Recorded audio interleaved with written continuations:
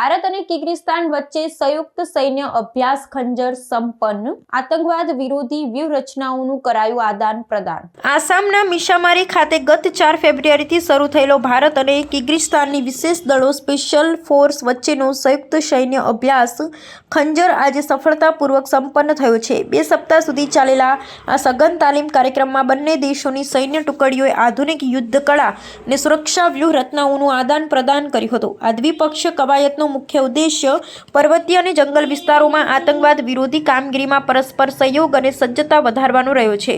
આ સૈન્ય અભ્યાસ દરમિયાન ભારતીય સેના અને કિર્ગિસ્તાનની ટુકડીઓએ સંયુક્ત રીતે કાઉન્ટર ટેરરિઝમ સર્વેલન્સ અને વિશેષ સૈન્ય અભિયાનોનું પ્રશિક્ષણ મેળવ્યું હતું। બંને દેશોના સૈનિકોએ અત્યાધુનિક હથિયારોનો ઉપયોગ, ડ્રોન ટેકનોલોજી અને દુશ્મન પ્રદેશમાં ગુપ્ત રીતે પ્રવેશવાની પદ્ધતિઓનો મહાવરો કર્યો હતો।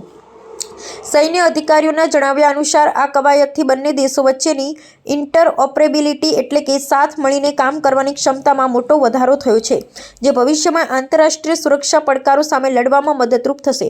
સંરક્ષણ મંત્રાલયના સૂત્રોના જણાવ્યા મુજબ ખંજર અભ્યાસ માત્ર સૈન્ય કૌશલ્ય પૂરતો મર્યાદિત નથી, પરંતુ તે ભારત અને મધ્ય એશિયાના દેશો વચ્ચેના મજબૂત થતા રાજદ્વારી અને સુરક્ષા સંબંધોનું પ્રતીક છે। આ ઓપરેશનલ ક્ષમતા વર્ધનથી દ્વિપક્ષીય સહયોગ વધુ સુદૃઢ બન્યો છે।